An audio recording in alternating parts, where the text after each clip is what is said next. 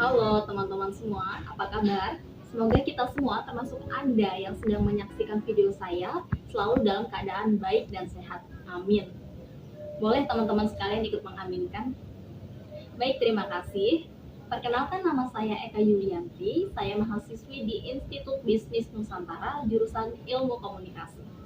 Nah, membahas mengenai komunikasi, saya pada kesempatan kali ini akan menyampaikan kepada teman-teman sekalian mengenai bagaimana caranya agar komunikasi yang kita lakukan menjadi komunikasi yang efektif.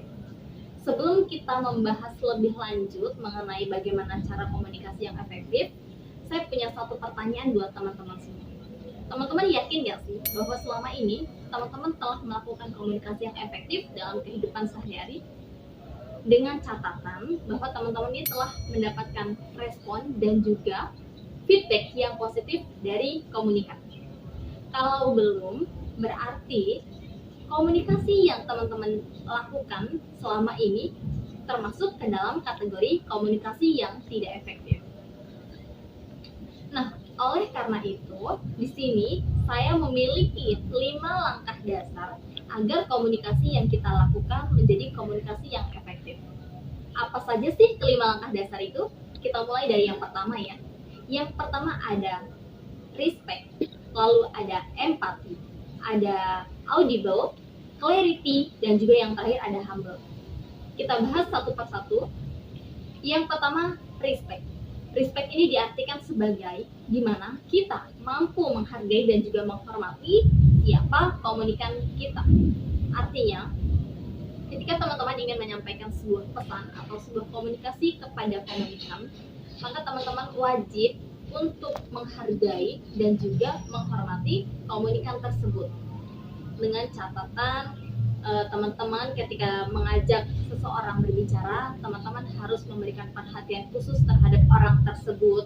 Teman-teman harus memberikan perhatian-perhatian yang memang menunjukkan bahwa teman-teman ini tertarik untuk mengajak si dia atau si komunikan ini untuk berbicara.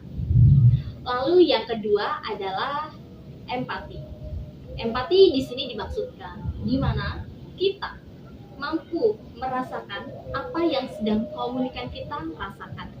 Contohnya, kita mampu merasakan dan juga kita mampu menempatkan diri kita sesuai dengan situasi dan kondisi dari si komunikan yang akan kita ajak bicara. Contohnya begini, ketika teman-teman punya saudara ataupun kerabat yang sedang dalam kondisi duka cita, maka teman-teman wajib menyampaikan komunikasi dalam bentuk duka cita, seperti teman-teman ikut mengucapkan berbelasungkawa atau teman-teman juga ikut hadir secara fisik ke dalam segala rangkaian prosesi dari duka cita tersebut. Lalu yang ketiga ada audible. Audible ini apa sih? Jadi audible ini adalah pesan yang kita sampaikan kepada komunikan harus terdengar dengan jelas di pendengaran si komunikan. Dengan cara teman-teman harus memperjelas intonasi dan juga artikulasi dari kata-kata yang teman-teman sampaikan.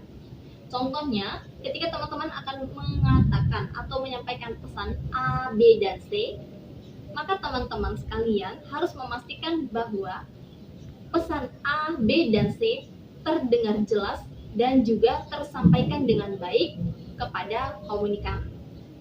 Lalu yang keempat ada clarity.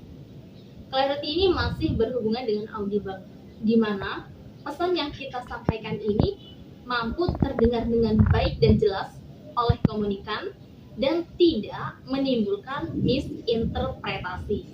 Artinya, pesan yang ingin teman-teman sampaikan kepada komunikan mampu diartikan dan ditangkap sama oleh komunikan, dengan catatan bahwa apa yang kita maksud benar-benar dapat diterima dan tidak diartikan ke hal yang lainnya oleh si komunikan tadi. Lalu yang terakhir ada humble.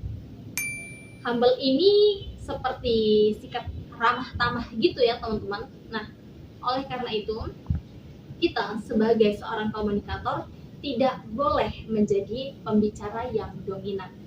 sesekali kita juga harus menempatkan diri kita sebagai pendengar yang baik. Siapa sih yang mau punya komunikator yang mendominasi pembicaraan, sehingga komunikator tersebut tidak memberikan kesempatan kepada komunikan untuk menyampaikan respon-respon ataupun feedbacknya. Nah, teman-teman sekalian, tadi itu merupakan 5 langkah dasar yang harus kita terapkan dalam perilaku komunikasi kita sehari-hari agar komunikasi kita terjalin secara efektif.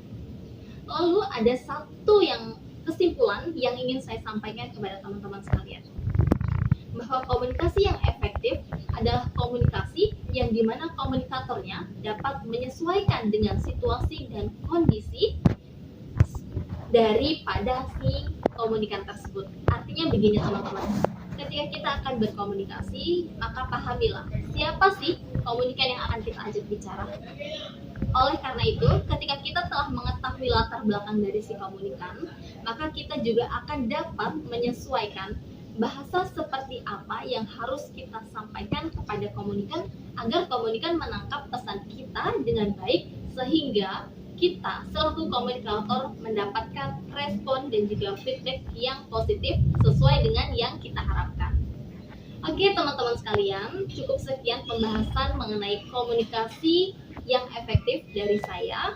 Semoga dengan mengetahui 5 langkah dasar ini, kita semua yang telah mendengarkan dan menyaksikan video ini menjadi pelaku komunikasi yang lebih baik lagi dalam kehidupan sehari-hari. Terima kasih atas segala atensi dan juga waktu yang telah teman-teman luangkan untuk menyaksikan video ini. Semoga bermanfaat untuk kita semua dan semoga kita selalu dalam keadaan sehat. Sampai jumpa di lain kesempatan. Semoga apa yang telah saya sampaikan dapat memberikan sedikit pengetahuan mengenai komunikasi-komunikasi yang efektif untuk teman-teman sekalian. Terima kasih, semoga kita selalu dalam keadaan sehat dan bahagia. Dan dadah.